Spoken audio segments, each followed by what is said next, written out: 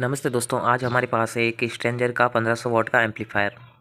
ये आप देख पा रहे हैं। इसके controls volume, bass, mid, treble और ये हॉर्न और स्पीकर के लिए अलग अलग पुश बटन दिया हुआ है। और ये हमारे ऑडियो लेवल इंडिकेटर्स लगे हुए हैं इसमें, और कुछ और इंडिकेटर्स दिए हुए हैं जो कि इस पर प्रिंट है।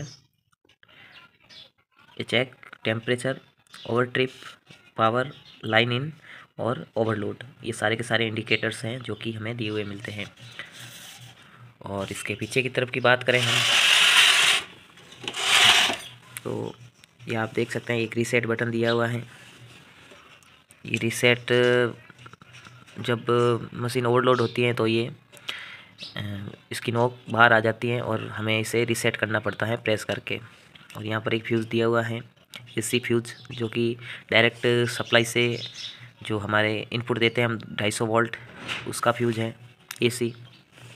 ये हमारे स्पीकर के कंट्रोल्स हैं। ये कॉमन 1 ओम 2 ओम, 1 ओम ज़्यादातर नहीं होता है लेकिन इसमें दिया हुआ है, अच्छी बात है। और ये ऑन के लिए कॉमन 70 वोल्ट 100 वोल्ट HF लगा सकते हैं हम इसमें। जो पुराने वाले ट्रांसफार्मर वाले HF आते थे वो हम यहाँ पर लगा सकते हैं। ये हमारे यहाँ पर दूसरा एम्पलीफायर कनेक्ट करने के लिए आउटपुट दिया हुआ है। और ये यहाँ पर हम लाइन इन देंगे इनपुट।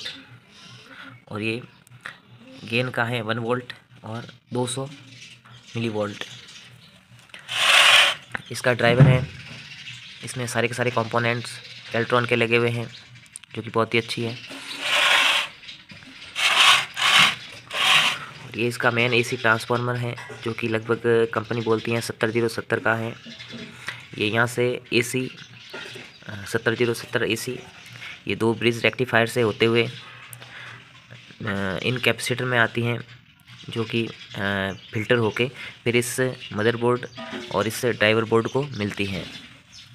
तो इसमें भी ये 2 यहाँ पर फ्यूज़ लगते हैं 30-30 एम्पियर के। इसमें कुछ दिक्कत थी तो एक फ्यूज़ जल चुका है, तो हमने इसकी टेस्टिंग की है वायर लगा करके इसको रिपेयर करने के बाद। तो ये अभी ये काम कर रहा है। तो ये दोनों ब्रिज रेक्टिफायर फ़िल्टर करके डीसी बनाते हैं, जो कि हमारे इन कैपेसिटर से होते हुए इसके पॉजिटिव, नेगेटिव और ग्राउंड 3 वायर निकलते हैं जो हमारे इसमें आते हैं। ये दोनों के कलेक्टर में कनेक्ट होते हैं। 5200 के कलेक्टर में पॉजिटिव और 1943 के कलेक्टर में नेगेटिव कनेक्ट होता है। और ग्राउंड हमारे जो कि है ड्राइवर में जाता है, और पॉजिटिव नेगेटिव भी इस ड्राइवर तक आते हैं। बाकी ग्राउंड हमारे इसमें कहीं भी कनेक्ट नहीं होता मदरबोर्ड में। यहाँ पर सिर्फ पॉजिटिव नेगेटिव की सप्लाई कनेक्ट होती है। ग्राउंड वैसे पूरी बॉडी में रहता है। तो हम स्पीकर का जो वायर लेते हैं वो भी हम ये इसके ई मीटर से, दोनों के ई मीटर्स को कॉमन करके इसका स्पीकर का पॉजिटिव आउटपुट होता है जो कि हमारे आउटपुट ट्रांसफार्मर को जाता है। ये हमारा आउटपुट ट्रांसफार्मर है। और आउटपुट ट्रांसफार्मर से ये, जैसा हमने पीछे देखा अभी, अलग अलग ओम्स के लिए ये ग्राउंड, ये 1 ओम और ये 2 ओम के लिए, 2 ओम के लिए एक इन्होंने अलग से कोयल लगा रखी है। इसके एक सिरे पर ये रेजिस्टेंस है, इसके एक सिरे पर हमारे ग्राउंड दिया हुआ है और दूसरे सिरे पर ये हमारे पॉजिटिव दिया हुआ है। तो स्पीकर का नेगेटिव पॉजिटिव इसमें एक साथ कनेक्ट है 2 ओम के बीच में।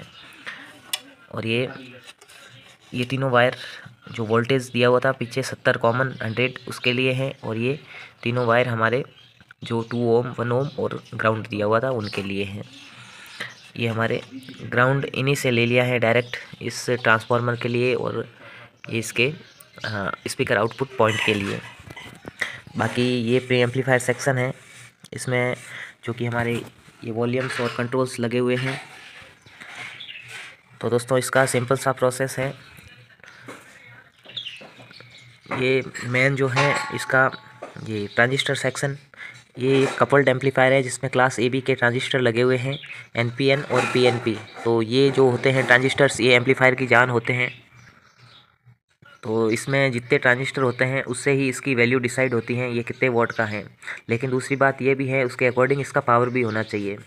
अगर हमने पावर कम दिया है और ट्रांजिस्टर बहुत सारे लगा दिए हैं तो फिर कोई मतलब नहीं है, और पावर ज़्यादा दे दिया है और ट्रांजिस्टर हमने कम लगा दिए हैं तो भी हमें आउटपुट जितने ट्रांजिस्टर लगे हुए हैं उतना ही मिलेगा। तो इसमें लगभग आप देख सकते हैं 10 पेयर लगे हुए हैं ट्रांजिस्टर के, 10 5200, 10 1943। तो ये लगभग हमारे 1000 फुट के समथिंग आउटपुट दे सकता है, लेकिन कंपनी बोलती है 1500 वाट।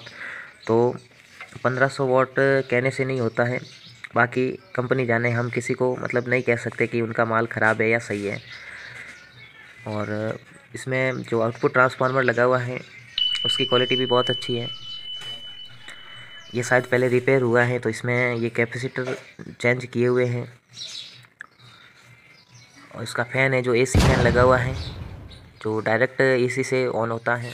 और इसमें ये एक टेम्परेचर के लिए दिया हुआ रहता है, जो कि हमारे ओवर टेम्परेचर होने पर ये मशीन ऑटोमेटिक बंद हो जाती है। तो इसमें दिक्कत ये थी कि ये जो कॉइल हैं जो कि हमारे ग्राउंड और आउटपुट में 2 ओम में लगी हुई हैं, तो ये शॉर्ट थी। इसकी वजह से इसका फ्यूज ये बार बार जल रहा था। तो फिलहाल हमने इस कॉइल की जो ग्राउंडिंग में टचिंग थी वो निकाल दी है, तो अब ये अच्छे से काम कर रहा है। तो दोस्तों, ये XP 1500 की जानकारी अच्छी लगी हो तो इस वीडियो को लाइक और शेयर करें, और आपने अभी तक हमारे चैनल को सब्सक्राइब नहीं किया है तो प्लीज़ कर दें। धन्यवाद।